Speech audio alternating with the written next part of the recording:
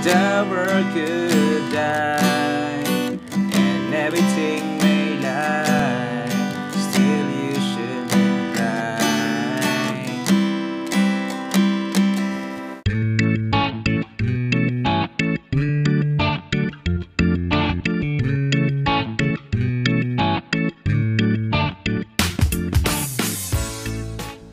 Hello guys! Welcome sa ating bagong video tutorial. Ang tuturo natin sa inyo ngayon ay yung full song tutorial ng kantang 214 ng River Maya. Okay?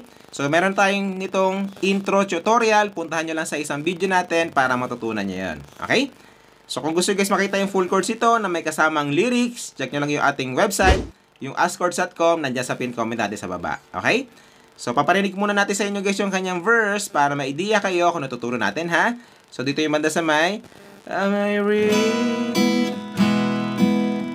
to the words I speak before you make. So, dito yung banda, no? So, paano yun? So, yung mga chords muna natin, guys. Para sa verse ay E, tapos B minor. So, yung B minor, guys, ay bar chord siya, no? Pero kung nahirapan kayo sa bar chords, pwede rin naman ganito. So, first string, ito, second string ito naman ay third string, okay? Ayan, ganyan yung shortcut guys, no? Para hindi kayo mahirapan at masaktan. Pero, para matutunan nyo yung bar chords, practicein nyo pa rin yung ganito. Okay? Tapos, pupunta kayong E, tapos B minor ulit, and then A, tapos A minor. Ayan, so ganun nakadali guys yung mga chords, no? So, 2 times yung gagawin yan. Pag nagawa nyo na 2 times, ay tapos na yung mga verse. Okay? So, paano naman yung ating strumming pattern para sa buong kanta? So, ganito lang. Halimbawa, naka-E kayo, kada chords ay down, up, down, up, down, up, down, up, down, down, up. Tapos, lipat kayo ng chords. Kung shortcut na B minor, ganito, down, up, down, up, down, up, down, up, down, down, up. Okay? So, take note pala guys, no, kapag shortcut nyo yung bar chords na B minor, ang strumming nyo lang simula 4th string hanggang 1st string. Okay, kapag shortcut nyo lang naman. Pero kapag B minor, kahit lahat na yan. Okay? So, yan. So, ganun lang kadali guys yung kanyang strumming pattern. Kapag nakuha nyo na yan, ay matutugtog nyo na yung buong kanta. So, kanta na kagad natin siya guys para mas makuha nyo, no? So, pwede nyo ako sabayan. So, dito tayo sa Am I real? The words I speak before you make it real. Make you feel that the love I have for you will see no ending. And if you look into my eyes, then you should know. Tapos balik ulit. Nothing here to doubt, nothing to fear.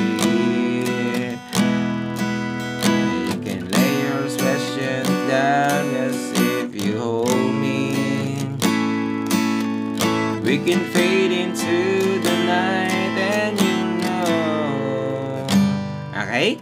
So, yan. So, ganun nakadali guys yung mga verse, no? So, ang pinakadulo ng verse ay A minor. Okay, so after nun ay pupunta na tayong chorus. So, doon ay banda sa may the word goodbye and everything. So, ito yung banda, no? So, paano yun? So, yung mga chords natin, guys, para sa chorus ay G, tapos E minor. So, kung mapapansin nyo dyan, guys, nasa loob ng mga line yung mga chords. So, ginawa natin yan para malaman nyo yung bagsakan ng strumming pattern mamaya, no? So, G, tapos E minor, and then B minor, tapos C. Pagkatapos nun, pupunta tayong G, tapos E minor, D, tapos C. Ayan. So, ganun lang kadali yung mga chords yan, no? So, 2 times yung gagawin yan, guys. Yung lahat ng mga chords na yan, pag nagawa nyo ng 2 times, ay tapos na yung mga chorus. Okay? So, dito guys sa chorus, same pa rin naman yung kanyang strumming pattern, kaso nga lang nilagyan natin ng mga line, yung mga chords, no? Para mas madali nyo maunawaan. Okay?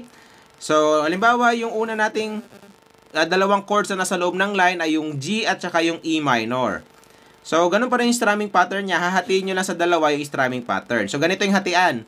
Yung una nyo matadaan ng chords, guys, halimbawa yung G, ganito, ang kanyang strumming. Down, up. Tapos, sa pangalawang chords sa loob ng line, mapupunta sa kanya yung lahat ng natitirang strumming pattern. So, down, up, down, up, down, up. Na? So, ulitin natin. Yung first chords ay down, up, up. Tapos, yung second chords ay down, up, down, up. So, parang ganito siya. Down. Okay, tapos yung B minor, ganun din. Yung first chords, diba yung B minor? So, down, up. Tapos, second chords ay C, down, up, down, up. Okay, so tandaan nyo yun, guys, no? Hahatiin nyo lang sa dalawa yung strumming pattern na nandyan. Na ginamit natin kanina, hahatiin nyo sa kanilang dalawa na nasa loob ng line. Okay? So, para mas madali nyo makuha, kantaan na kagad natin siya para mas makuha nyo ng buo. So, pwede nyo ako sabayan, no? So, dito tayo sa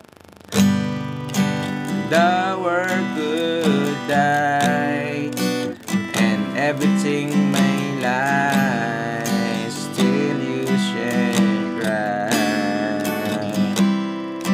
Tapos ulit yun. Cause time may pass, but longer it can last. Be by your side. Okay? So, yan. So, ganun nakadali, guys, yung mga chorus, no? And then, after, no, ay pupunta kayong instrumental. So, yung instrumental or yung kanyang intro, tinuro na natin yun, guys, sa isang video natin. Yung ganito.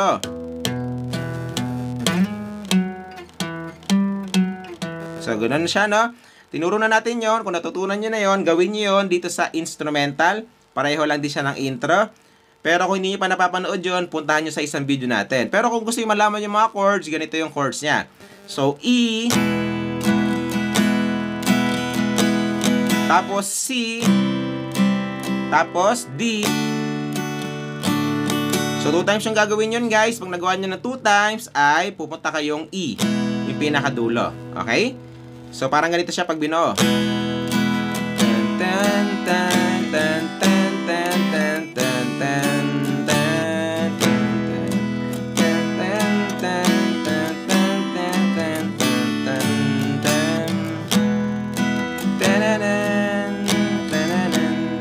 Okay? So, ganun siya pag binuo. Pero, samahan nyo siya ng lead na tinuro natin doon sa isang video natin. Okay? So, ganun nakadali yung intro at instrumental. So, pagkatapos nun, pupunta na kayong verse. Same pa rin yung mga chords niya. Tapos, chorus. Same pa rin yung mga chords niya. Tapos, yung solo. Yung solo, guys, parehong-pareho lang din siya ng chords ng chorus. So, wala na tayong problema doon. After ng solo, ay pupunta naman na kayong chorus. Same pa rin yung mga chords niya. And then, tapos na yung kanta. Okay? So, yan. So, sabi ko sa inyo, makukuha nyo yun kagad, guys, no? Again, kung gusto nyo makita yung full chords ito, puntahan nyo lang sa ating website, na? So, yan. So, enjoy sa bago nyo matutugtog, guys. Kita tayo sa next video natin. Bye!